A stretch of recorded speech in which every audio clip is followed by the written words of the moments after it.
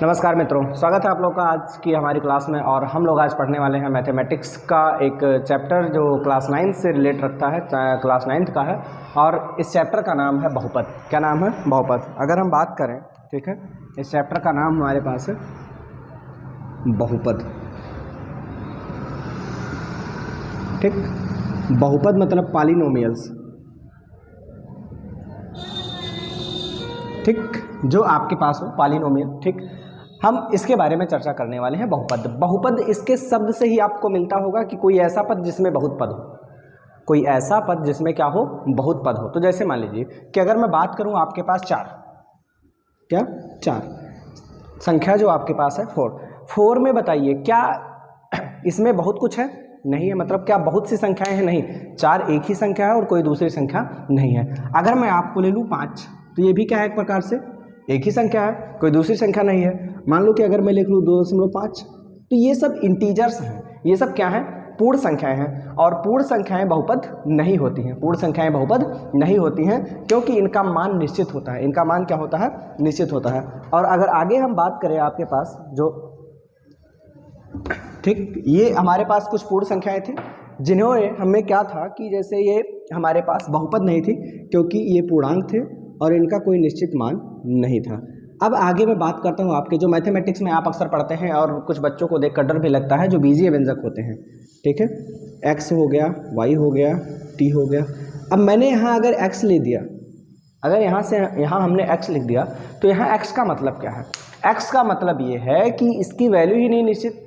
मान लीजिए कि कहीं इसका यूज हो रहा है तो x का कहीं मान 5 आ रहा है, कहीं 6 आ रहा है, कहीं 2 आ रहा है, कहीं 4 आ रहा है, मतलब कुछ भी आ सकता है। समझ में आया कि नहीं है? मतलब x का कोई निश्चित मान नहीं है, कोई ऐसा पद नहीं है। मतलब x का कोई x एक ऐसा पद नहीं है कि जिसका कोई निश्चित मान हो। अगर ये इसका कोई निश्चित मान नहीं है, अगर इसका कोई निश्चित मान नहीं है, तो इसी को हम बहुपद कह देंगे। इसी को हम क्या बोल देंगे? बहुपद बोल देंगे। इसी को क्या बोल देंगे? हम बहुपद बोल देंगे। अब जो x है और जो आपके पास 4, 5 और 2.5 आपने लिया था, दोनों में अंतर क्या है? दोनों चीज़ें हैं क्या? अगर हम देखें, यहाँ x को देखें या y को देखें, तो यहाँ t को देखें, इनका मान निश्चित नहीं है, इनका मान निश्चित नहीं है। इसीलिए इनको हम बोलते हैं चरपद। क्या बोलते हैं? चरपद बोलते हैं। इन्हीं को हम वेरिएबल्स बोल देते हैं। क्या बोल देते हैं? वेरिएबल। वेरिएबल का मतलब ये होता है कि जो वेरी करे, मतलब अपना जो इनका जो क्या नाम है, रूप है, वो बदलता रहे। इनका रूप क्या है? बदलता रहे। x का मान कोई क्वेश्चन आप सॉल्व करते हैं तो कुछ दूसरा आ जाता है, x वही x है, कोई दूसरे क्वेश्चन में तो इसका मान दूसरा आ जाता है। x वही है, कोई दूसरा क्वेश्चन सॉल्व करते हैं तो उसका आंसर दूसरा आ जाता है। इसका मतलब क्या है कि यहाँ जो आपके पास x है या y है, यहाँ जो t है, इसका कोई भी निश्चित मान नहीं है। अगर इसका कोई निश्चित मान नहीं है तो इसी को हम क्या बोल देते हैं? चरपद बोल देते हैं। और दूसरी चीज़, इसी को हम बहुपद बोल देते हैं क्योंकि इसके मान बहुत सारे हो सकते हैं। ये एक प्रकार का वेरिएबल है। इसी जगह पे अगर हम 4 की बात करें, 5 की बात करें, 2.5 की बात करें, तो ये हो जाता है आपके पास अचरपद। क्या हो जाता है? अचरपद। अचरपद का मतलब चरपद के विपरीत। मतलब क्या है? जो चरपद आपके पास थे वो बहुपद थे, मतलब ये वेरिएबल थे, इनका मान बदलता रहता था। इनका मान क्या आता था? बदलता, इनकी वैल्यू बदलती रहती थी। लेकिन यहाँ जो आपके पास अचरपद है, ठीक है, जो नॉन वेरिएबल है, इनका जो मान है ये बदल नहीं रहा है। इनका जो मान है ये बदल नहीं रहा है। 4 है तो 4 है, 5 है तो 5 है। कहीं ऐसा हुआ कि 5 को कहीं अलग लिखा तो 5 है, कहीं अलग लिखा तो 3 है, कहीं अलग लिखा तो 5.5 है, ऐसा तो नहीं है ना।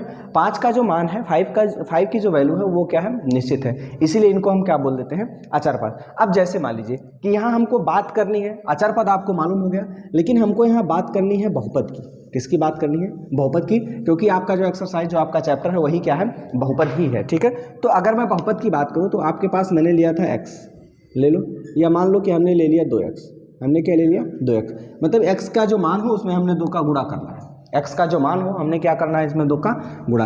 अगर हमारे पास केवल x है तो क्या इसमें कोई संख्या गुणा कर रही है? हाँ, 1 गुणा कर रहा है। क्या कर रहा है? 1 गुणा कर रहा है। आपके पास 4 है तो इसको लिख सकते हैं 1 गुणे 4। आपके पास y है तो इसको लिख सकते हैं 1 गुणे y।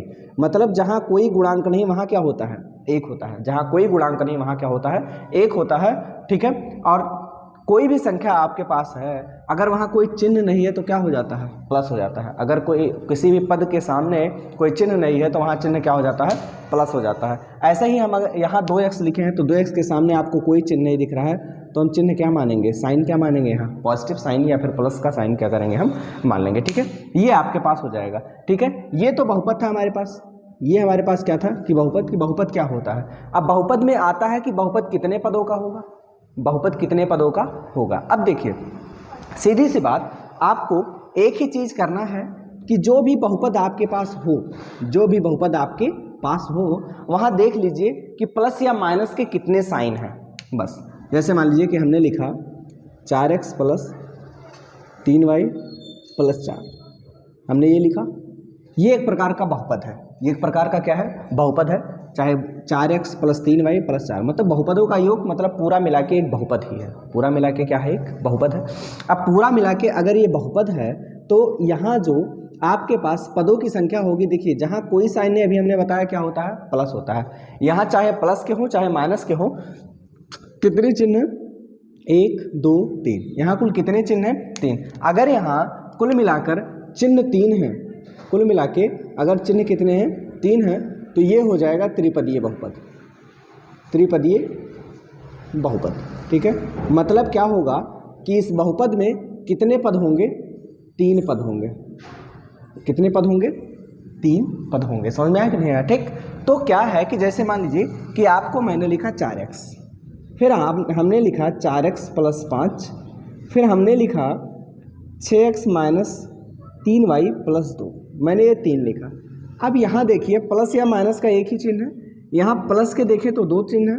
ठीक है, यहाँ एक चिन्ह है, यहाँ कितना है, 2 चिन्ह है। यहाँ हम प्लस या माइनस का देखें तो 1 2 और एक यहाँ लगा हुआ है, कितने चिन्ह है, 3 चिन्ह है। कुल कितने चिन्ह है, 3 चिन्ह है। तो यहाँ जो आपके पास है, यहाँ आपके पास एक ही चिन्ह है, तो ये हो जाएगा एक पदीय। क्या हो जाएगा, एक पदीय बहुपद। ठीक है, या एक पदी बहुपद इसी को कह देंगे। और इसमें क्या है, प्लस या माइनस के कितने चिन्ह आपको मिले, 2, तो ये हो जाएगा द्विपदीय। क्या हो जाएगा, द्विपदीय। ठीक है, और जो आपके पास यहाँ प्लस या माइनस के 3 चिन्ह मिले हैं, 3 साइन मिले हैं, तो ये हो जाएगा त्रिपदीय। क्या हो जाएगा, त्रिपदीय बहुपद हो जाएगा। यहाँ ये क्या हो जाएगा, त्रिपदीय बहुपद हो जाएगा। ठीक है, अब यहाँ एक पद है तो एक को मोनो बोलते हैं, तो मोनोनोमियल बोल देंगे। ठीक, द्वि को बाई बोलते हैं तो बाइनोमियल हो जाएगा।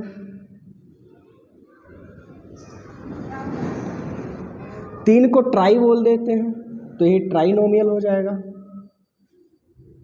ठीक, एक पदीय मतलब मोनोनोमियल, द्विपदीय मतलब बाइनोमियल, त्रिपदीय का मतलब क्या हो जाता है, ट्राइनोमियल। और अगर बहुत ज़्यादा हो जाएंगे तो यही हो जाएंगे बहुपद। क्या हो जाएंगे, बहुपद। अगर बहुत ज़्यादा हो जाएंगे तो क्या हो जाएगा, बहुपद हो जाएगा। ठीक है,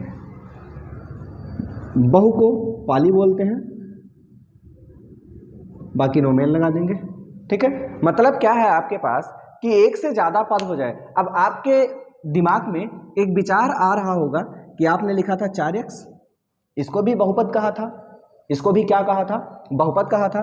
क्यों ना कहा जाए इसको बहुपद, बहुपद बिल्कुल कह सकते हो, क्योंकि यहाँ जो 4x है, यहाँ जो x की वैल्यू है वो डेफिनिट नहीं है, निश्चित नहीं है। यहाँ x के कई मान हो सकते हैं, इस आधार पर इसको बहुपद कहा गया।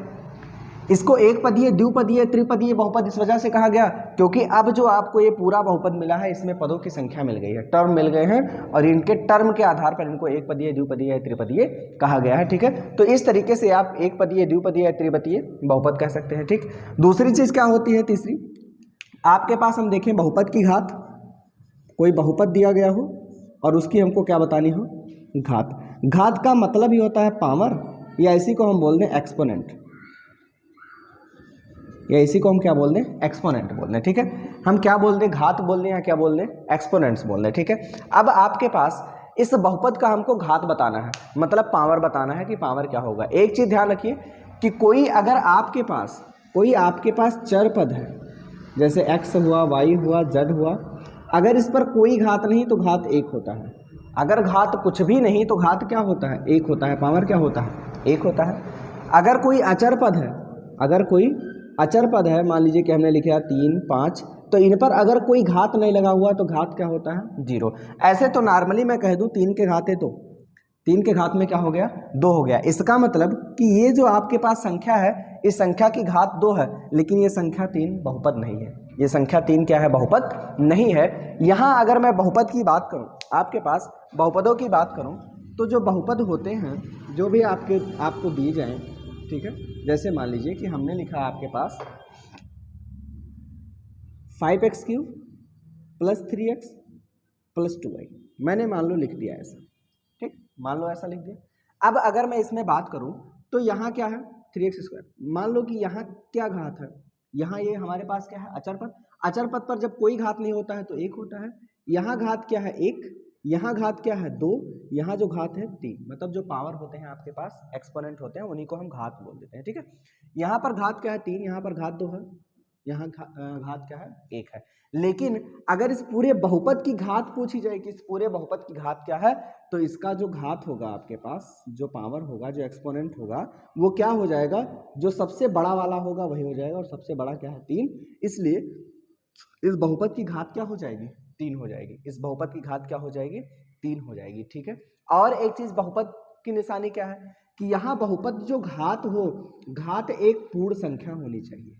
क्या होनी चाहिए पूर्ण संख्या होनी चाहिए, मतलब क्या पूर्णांक होना चाहिए, एक प्रकार से जान लीजिए पूर्णांक। पूर्ण संख्या मत लिखिए, पूर्णांक लिखिए, ठीक है। यहाँ जो आपके पास घात होना चाहिए वो क्या होना चाहिए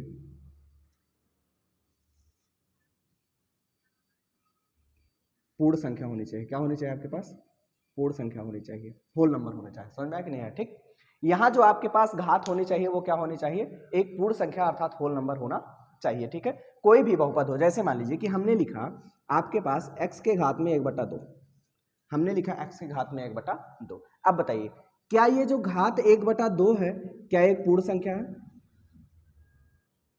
क्या एक पूर्ण संख्या है? नहीं, ये एक पूर्ण संख्या नहीं है, ये एक परिमेय संख्या है। ये क्या है परिमेय संख्या।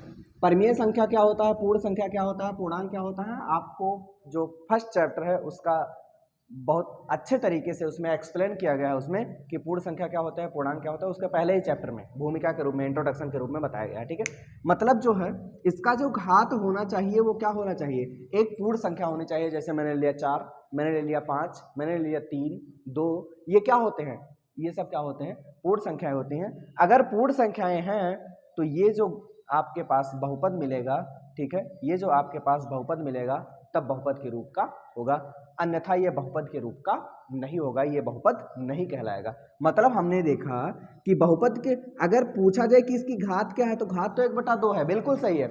लेकिन क्या होगा कि यहाँ जो आपके पास बहुपद का घात में 1/2 है, घात में जो है 1/2 है। अगर बहुपद के हम पॉइंट ऑफ व्यू से देखेंगे तो घात 1/2 होने का मतलब क्या है कि यहाँ जो इसका घात है ये एक पूर्ण संख्या नहीं है, और पूर्ण संख्या ना होने के वजह से ये एक प्रकार का बहुपद नहीं है, ठीक है। हम देखते हैं पहले सवाल को अपने, ठीक है। इतना अगर आप ध्यान रखते हैं तो आपको जितने भी क्वेश्चंस दिए गए हैं उसमें किसी भी क्वेश्चन में समस्या नहीं आएगी। जैसे देखिए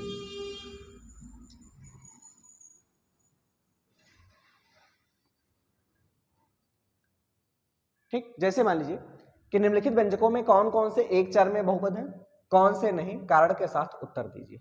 एक चर मतलब चर हमने बताया अभी आपको क्या, जैसे x ले लिया, y ले लिया, z ले लिया, ये सब क्या है चर पद है, वेरिएबल्स हैं, क्योंकि इसके मान बदलते रहते हैं, इनके मान, ठीक है। अब यहाँ अगर एक ही मान लो कि केवल जो आपको एक क्वेश्चन दिया गया है, जो आपको क्वेश्चन आपको दिया गया है, जो भी बहुपद दिया गया है, अगर उसमें केवल x ही है तो एक चर का बहुपद हो जाएगा, केवल y ही है तो भी एक पद का क्या नाम है एक चर का बहुपद हो जाएगा, केवल z ही है तो एक चर का बहुपद हो जाएगा। लेकिन अगर एक से अधिक हो जाते हैं तो ये दो चर वाले या त्रिचर वाले क्या हो जाते हैं बहुपद हो जाते हैं। जैसे मैंने फर्स्ट क्वेश्चन आपको मिला है, आपको 4x² - 3x + 7, ये कैसा बहुपद है, ये एक चर वाला है द्विचर वाला। देखिए यहाँ चर के रूप में केवल और केवल क्या है x है, केवल और केवल क्या है x है, इसलिए एक चर का बहुपद हो जाएगा, ठीक, एक चर वाला बहुपद हो जाएगा। और कौन सा होगा आपके पास अगला है y² + √2। यहां भी अगर हम देखें तो चर के रूप में केवल y है, चर के रूप में क्या है केवल y है, इसलिए यह भी क्या हो जाएगा एक चर का बहुपद हो जाएगा, ठीक। तीसरे क्वेश्चन में अगर मैं देखूं तो आपके पास है, ठीक है, आपके पास है 3√t + t√2। यहाँ अगर मैं t की बात करूँ तो कोई भी संख्या रूट में हो, जैसे मान लो कि मैंने लिखा √4, तो √4 का मतलब 4 के घात में 1/2, 4 के घात में क्या हो जाएगा 1/2। तो हमने अभी बताया कि कोई भी संख्या, कोई भी आपके पास है पद लिखा हुआ है, कोई भी बहुपद लिखा हुआ है, अगर उसका घात एक पूर्ण संख्या नहीं है, उसका घात एक पूर्ण संख्या नहीं है, अगर घात पूर्ण संख्या नहीं है तो ये बहुपद नहीं होगा, अर्थात यहाँ जो होगा ये बहुपद नहीं है, बहुपद नहीं है। अगर चरों की संख्या बोलेंगे तो चर एक हो जाएगा, इसमें चर क्या हो जाएगा, एक हो जाएगा। लेकिन क्या है कि यहाँ पर जो ये है ये बहुपद नहीं है, क्योंकि यहाँ जो आपको जो चर है, इस चर का घात जो है एक पूर्ण संख्या, एक होल नंबर नहीं है, इसलिए ये जो है ये बहुपद नहीं है। ठीक है, अब उसके बाद फिर आगे आपके पास है अगला y प्लस 2y। देखो कहीं भी आपको 1/x लिखा है, मतलब होता है x के घात में -1, आपको 1/y लिखा है, इसका मतलब y के घात में -1। ठीक है, क्या होता है कि कोई भी चर पद होता है, कोई भी चर पद होता है, उसको क्या करते हैं हम, अगर उसको उसका रेसिप्रोकल कर दें या उसका विपरीत कर दें, ठीक है, या उसका उल्टा कर दें, तो क्या हो जाता है, इनके घात का जो चिन्ह होता है वो बदल जाता है। जैसे मान लो कि मैंने ले लिया 1/x के घात में 2, अब इसको जैसे ही पलटोगे, रेसिप्रोकल का मतलब क्या करोगे, ऐसे कर दिया जाए ना, उलट दिया जाए, तो जैसे ही उल्टोगे इसका जो घात +2 था वो क्या हो जाएगा, -2 हो जाएगा। यहाँ भी अगर हम देखें तो ये लिखा हुआ है y प्लस, y के घात में क्या लिखा हुआ है, y बटे के रूप में है, इसको ऊपर ले जाएंगे तो y के घात में क्या हो जाएगा, -1 हो जाएगा, y के घात में क्या हो जाएगा, -1। यहाँ जो -1 है ये एक पूर्णांक है, क्या है, पूर्णांक है, पर ये पूर्ण संख्या नहीं है, ये पूर्ण संख्या नहीं है, समझ में आया कि नहीं, ये पूर्ण संख्या नहीं है। और अगर ये पूर्ण संख्या नहीं है तो ये बहुपद नहीं हो सकता, ये बहुपद क्या होगा, नहीं होगा, अर्थात ये जो इसमें होगा ये भी बहुपद नहीं होगा, और जो फोर्थ वाला होगा ये भी बहुपद नहीं होगा। समझ में आया कि नहीं है, बहुपद इसलिए क्योंकि इनका जो घात है, इनका जो घातांक है वो पूर्ण संख्या नहीं है, इसलिए एक प्रकार के बहुपद नहीं है। ठीक, आगे अगर हम बात करें आपके पास इसका जो लास्ट क्वेश्चन वो है आपके पास x² प्लस y का, x का पावर 10 है, प्लस y का पावर 3 है, और प्लस क्या है, t का पावर क्या है, 5 है। यहाँ आपके पास x भी एक चर पद है, y भी एक चर पद है, और t भी क्या है, एक चर पद है। लेकिन अगर हम देखें तो ये तीनों अलग अलग चर पद हैं, ये तीनों क्या है, अलग अलग चर पद है। हमको बताना था कि इसमें से कौन कौन से एक चर वाले बहुपद हैं। यहाँ तो चर x भी है, y भी है, t भी है, मतलब ये जो चर हैं ये अलग अलग है, इसलिए ये जो चर है ये क्या है, अलग अलग है, इसलिए ये एक चर का बहुपद नहीं है। तो अगर हम पांचवें को देखें तो ये एक चर का बहुपद नहीं है, चौथे के और तीसरे को अगर हम देखें तो ये बहुपद ही नहीं है, अभी आपने देखा, क्योंकि इनका जो घात है एक पूर्ण संख्या नहीं है। उसके बाद फिर क्या है, पहले और दूसरे को अगर हम देखें तो यहाँ पर जो घात है आपके पास x के घात में 2, x के घात में 1, y के घात में 2, यहाँ जो है केवल चर पद का देखेंगे, अचर का नहीं देखेंगे, अचर का ऐसा भी लिखा हो कोई फर्क नहीं पड़ता। ठीक है, तो जो चर पद है इसके घात जो है एक पूर्ण संख्या है, इसलिए ये दोनों क्या है, बहुपद है, ये दोनों क्या है, बहुपद है। अब अगले प्रश्न की बारी, अगला प्रश्न देखते हैं क्या है हमारे पास। अगला प्रश्न हमारे पास है कि निम्न में से प्रत्येक में x² का गुणांक लिखिए। गुणांक का मतलब होता है कोई ऐसा अंक जो गुणा कर रहा हो, गुणांक का मतलब होता है कोई ऐसा अंक जो क्या कर रहा हो, गुणा कर रहा हो। ठीक है, जैसे मान लीजिए कि फर्स्ट क्वेश्चन हमारे पास है 2x 2 प्लस x² और प्लस में क्या है, x है, 2 प्लस x² प्लस में क्या है, x²। हमने कहा था कोई अचर पद, कोई भी चर पद या अचर पद लिखा हो आपको, अगर कोई अंक नहीं गुणा कर रहा है तो एक गुणा कर रहा होता है, कोई चिन्ह नहीं होता है तो प्लस होता है। यहां भी आपके पास कोई अंक नहीं गुणा कर रहा है तब भी एक कर रहा है, और अगर कोई चिन्ह नहीं है तो क्या है, प्लस है। ठीक है, तो अगर मैं देखूं यहाँ कि इसमें x² का जो गुणांक होगा, x² का जो कोएफिशिएंट होगा, ठीक है, x² का गुणांक, यहाँ x² का गुणांक क्या है, प्लस तो है, लेकिन यहाँ गुणे के रूप में कोई संख्या है नहीं है, इसलिए यहाँ जो x² का गुणांक होगा वो क्या हो जाएगा, +1। जब कोई संख्या नहीं होती है तो क्या होता है, 1 होता है। समझ में आया कि नहीं आया? ठीक, तो यहाँ जो इसका एक्स स्क्वायर का गुणांक होगा वो क्या हो जाएगा? +1। अगला जो प्रश्न आपके पास है, अगला प्रश्न है 2 माइनस एक्स स्क्वायर और प्लस में क्या है एक्स क्यूब। हमको किसी से कोई मतलब नहीं, केवल एक्स स्क्वायर से मतलब है, क्योंकि हमको गुणांक किसका बताना है? एक्स स्क्वायर का बताना है। अब एक्स स्क्वायर में सबसे पहले तो यहाँ माइनस है, और गुणा अगर कोई संख्या नहीं कर रहा है तो 1 कर रहा होता। अगर यहाँ कोई चिन्ह नहीं होता तो हम प्लस ले लेते। यहाँ अगर कोई चिन्ह नहीं होता तो हम क्या ले लेते? प्लस ले लेते। यहाँ चिन्ह माइनस है इसलिए हम माइनस नोट कर लेंगे, और एक्स स्क्वायर में कोई संख्या गुणा करती हुई नहीं दिख रही है, इसलिए यहाँ पर गुणांक क्या हो जाएगा? 1 हो जाएगा। ठीक है, ये एक्स स्क्वायर का क्या हो जाएगा? गुणांक हो जाएगा सेकंड क्वेश्चन के लिए। थर्ड क्वेश्चन आपके पास है पाई बाई टू, उसके बाद फिर एक्स स्क्वायर प्लस में एक्स है। यहाँ एक्स स्क्वायर में गुणा कौन कर रहा है? Pi by two. तो यहाँ जो एक्स स्क्वायर का गुणांक होगा, एक्स स्क्वायर का जो गुणांक होगा वो एक्स स्क्वायर का गुणांक क्या होगा? Pi by two. क्या हो जाएगा? पाई बाई टू हो जाएगा, और वो भी किसका? प्लस का पाई बाई टू। अगर हम साइन देखेंगे तो क्या होगा? प्लस का पाई बाई टू होगा, क्योंकि एक्स स्क्वायर में कोई गुणा कर रहा है तो कौन कर रहा है? पाई बाई टू कर रहा है। ठीक है, ऐसे ही थर्ड क्वेश्चन में अगर हम देखें, थर्ड क्वेश्चन हमारे, फोर्थ क्वेश्चन हमारे पास है। फोर्थ क्वेश्चन है √2x और -1, √2x -1। अगर मैं इसकी बात करूं कि इसमें गुणांक क्या है, इसमें गुणांक क्या है? अब एक बात बताओ, यहां तो x है, हमको एक्स स्क्वायर का गुणांक चाहिए। किसका चाहिए? एक्स स्क्वायर का गुणांक। क्या मैं यहां ऐसे लिख सकता हूं +0x²? 0 का मल्टीप्लाई करोगे तो 0 ही तो हो जाएगा। मतलब क्या है, मैं कहना चाहता हूं कि यहाँ जो एक्स स्क्वायर नहीं है का मतलब कि यहाँ एक्स स्क्वायर का गुणांक क्या था? 0 था। यहाँ एक्स स्क्वायर का गुणांक क्या था?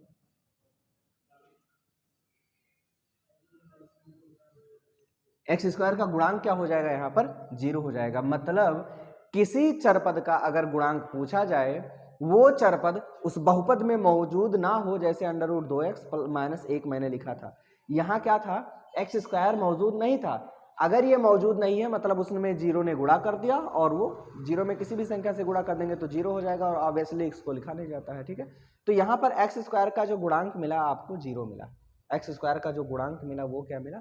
0 मिला। समझ आया कि नहीं आया? ठीक, तो इस तरीके से आप बता सकते हैं कि इसका किस क्वेश्चन में या कोई भी बहुपद दिया गया है उस बहुपद में गुणांक क्या होगा, ये चीजें आप बता सकते हैं। ठीक है, अगला जो क्वेश्चन आपको है, अगला क्वेश्चन है कुछ कह रहा है कि 35 घात के एक द्विपद के बहुपद और 100 घात के एक पद का एक एक उदाहरण दीजिए। मतलब कोई ऐसा बहुपद लिखो पहला कि जिसमें द्विपद हो। कितने पद हो? 2 पद हो। जैसे मैंने लिखा x+5, मैंने क्या लिखा? x+5।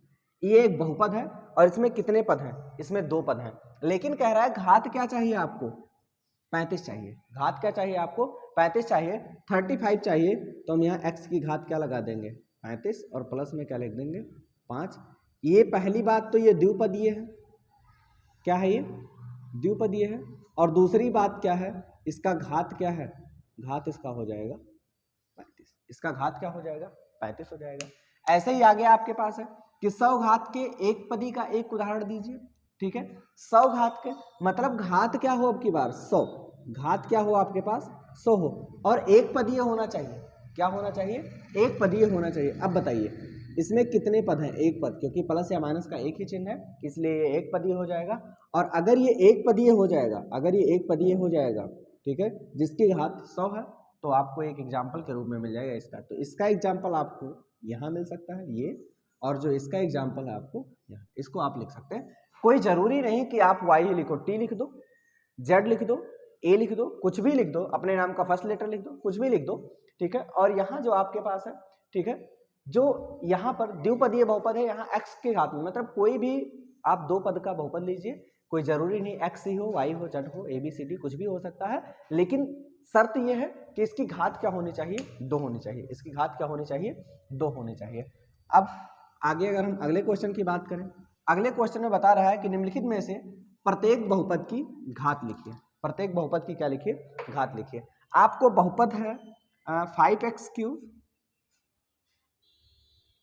+ 4x² + 7x। इसमें घात क्या होगा? अगला आपके पास 4 - y², इसमें घात क्या होगा, ठीक। अगला है आपके पास 5t प्लस रूट 7, इसमें घात क्या होगा। अगला है 3, इसमें घात क्या होगा, यह आपको बताना है। समझ में आया यार। एक बात बताइए कि इसमें 1 2 3 सबसे बड़ी घात क्या है 3, पावर सबसे बड़ी, इसका घात 3 हो जाएगा। यहाँ जो आपके पास है 4 माइनस वाई स्क्वायर, यहाँ सबसे बड़ी घात क्या है, यहाँ तो 0 हो जाएगा ना, यहाँ क्या है 2 है, तो इसकी घात क्या हो जाएगी 2 हो जाएगी। यहाँ क्या है, ये 1 है, यहाँ क्या है 1 है, मतलब यहाँ जो चर पद लिखा है उसका घात क्या है 1 है, अर्थात इस बहुपद का घात क्या हो जाएगा 1 हो जाएगा। यहाँ 3 लिखा हुआ, अभी थोड़ा देर पहले हमने चैप्टर के स्टार्टिंग में ही बताया था कि कोई अचर पद अगर मुक्त अवस्था में ऐसे ही लिखा हुआ, उस पर कोई घातांक नहीं लगा हुआ है, तो उस पर घात 0 हो जाता है। आपने लिखा है 5, अगर कोई पूछता है इस पर घात क्या है तो 0 है। अगर कोई लिखता है 7, पूछता है इस पर घात क्या है तो क्या है 0 है, जब तक कोई एक्सटर्नल घात हम नहीं लगा देते हैं, कोई बाहरी घात हम नहीं लगा देते हैं, ठीक है। तो ये हमारे पास हो जाएगा घात। तो अगर हम इस क्वेश्चन में देखें कि घात हमारे पास क्या मिला, तो अभी देखा आपने 3 मिला, इसमें देखा हमने तो 2 मिला, इसमें देखा तो 1 मिला, और इसमें देखा तो क्या मिला 0 मिल गया। 3 2 1 और 0, ये हमको बहुपदों के क्या मिल गए, घात मिल गए, ठीक है। इस तरीके से आप कोई भी बहुपद हो उसका घात बड़े आराम से बता सकते हैं, किसी समस्या की बात नहीं है। अगला जो क्वेश्चन आपके पास है वो क्या है, उसमें कह रहा है कि बताइए कि निम्नलिखित में से कौन कौन से बहुपद रैखिक हैं, कौन कौन से द्विघाती हैं और कौन कौन से त्रिघाती हैं, ठीक है। रैखिक मतलब क्या है कि कोई ऐसा बहुपद जिसका घात क्या हो, अगर घात 1 है तो वो रैखिक बहुपद हो जाएगा। क्या हो जाएगा, रैखिक बहुपद हो जाएगा, ठीक। घात अगर 2 है तो वो द्विघाती बहुपद हो जाएगा, क्वाड्रेटिक पॉलिनोमियल हो जाएगा।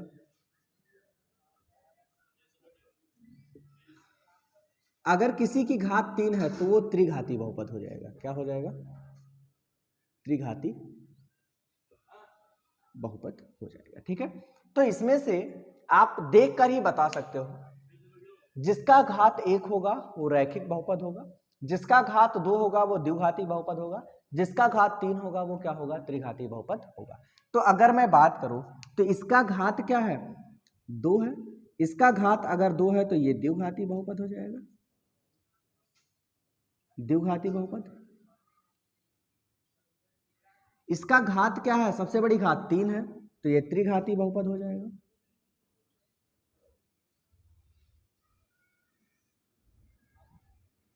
इसका घात 2 है तो ये भी द्विघाती बहुपद हो जाएगा।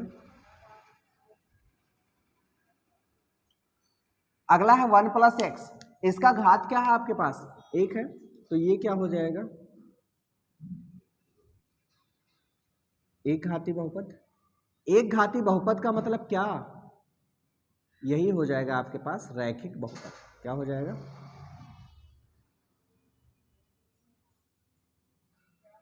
रैखिक बहुपद। रैखिक बहुपद का मतलब कि इसको रेखाओं में प्रदर्शित किया जा सकता है। इसका बहुत अच्छा एग्जाम्पल आप देखोगे अगले चैप्टर में, मतलब या फिर 10th में भी देखोगे आप, ठीक। आगे आपके पास है 3t, इसका भी घात क्या है 1 है, अगर घात 1 है तो ये क्या हो जाएगा, रैखिक बहुपद। आर स्क्वायर, इसका घात 2 है, मतलब ये द्विघाती बहुपद हो जाएगा। 7x क्यूब, इसका घात क्या है 3 है, मतलब ये हो जाएगा त्रिघाती बहुपद। क्या हो जाएगा, त्रिघाती बहुपद हो जाएगा, ठीक है। तो इस तरीके से आप क्या कर सकते हैं, कोई भी बहुपद दिया हो तो उस बहुपद की घात बता सकते हैं कि इसकी घात क्या होगी, ठीक है। तो ये था हमारा फर्स्ट चैप्टर जो हमने पढ़ा, बहुपद का पहला चैप्टर। सबसे पहले हमने देखा बहुपद या पॉलिनोमियल होते क्या हैं, उसके बाद हम लोगों ने देखा कि इसकी क्वालिटीज क्या होती हैं, उसके बारे में हम लोगों ने पढ़ा, ठीक है। और कैसे कैसे इनके पदों की संख्या हम ज्ञात करेंगे, इनके टर्म्स को कैसे कैसे हम देखेंगे, वो भी हम लोगों ने देखा, ठीक है। तो ये थे हमारी आज की क्लास, और फिर मिलेंगे अगली क्लास में। तब तक के लिए आप हंसते मुस्कुराते रहिए, अपने और अपनों का ख्याल रखिए। धन्यवाद।